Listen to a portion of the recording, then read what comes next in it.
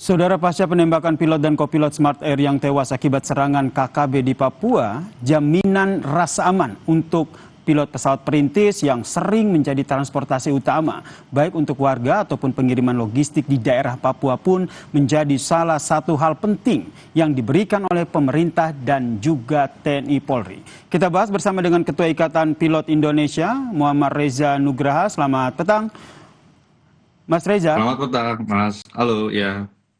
Mas Reza, ini kan pasca insiden ini akhirnya pemerintah menginstruksikan adanya pengawalan dari TNI Polri terhadap penerbangan yang dilakukan oleh pesawat perintis di daerah-daerah pedalaman ataupun daerah-daerah yang rawan seperti di Papua.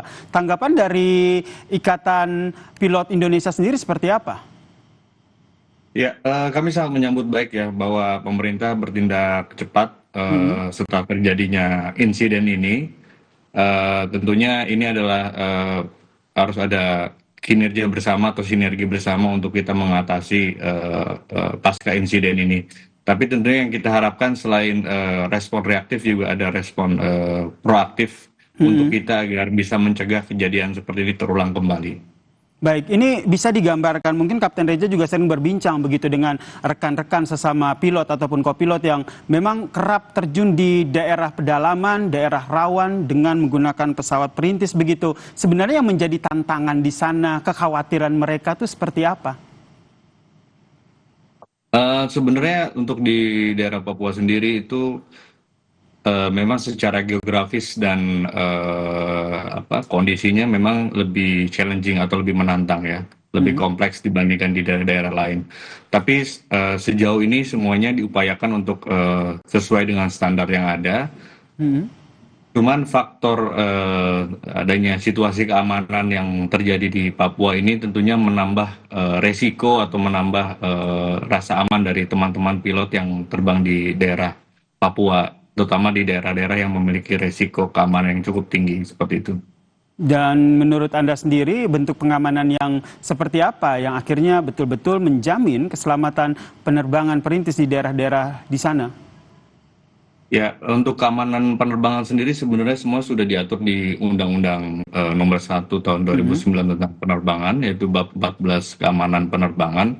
Di situ ditulis bahwa pemerintah memang bertanggung jawab terhadap jaminan keamanan penerbangan. Tapi tentunya yang pertama kita harus memastikan bahwa standar untuk objek vital nasional yakni bandara ini sendiri sudah memenuhi syarat, termasuk juga tentang komposisi dari personel yang ada di dalamnya ketika terjadi atau ketika adanya operasional penerbangan. Ditambah lagi dengan situasi keamanan yang saat ini mungkin sedang memanas, tentunya koordinasi itu tidak hanya bisa dilakukan oleh dari personel bandara itu sendiri atau dari otoritas sipil itu sendiri. Harus ada kerjasama yang responsif antara otoritas sipil juga dengan otoritas militer setempat, seperti itu. Berarti memang petugas yang ada di bandara ini berkaitan dengan Kementerian Perhubungan. Karena kalau kita lihat ada regulasi keamanan penerbangan peraturan Menteri Perhubungan nomor 9 tahun 2024 tentang keamanan ini sendiri. Nah, menurut Anda sejauh mana penerapannya selama ini? Ya, penerapannya selama ini memang kita sudah menangkap bahwa adanya kemungkinan bahaya atau ancaman-ancaman yang selama 5 tahun terakhir ini terjadi, dan kita sudah mencoba untuk menyampaikan ini di tahun 2022 dan 2023, di mana dari semenjak itu juga cukup banyak kejadian-kejadian yang terkait dengan gangguan keamanan seperti itu. Untuk sejauh mana, setahu saya ya, saat ini adalah salah satu insiden yang membuktikan bahwa kita harus melakukan evaluasi menyeluruh agar kejadian ini tidak terulang kembali.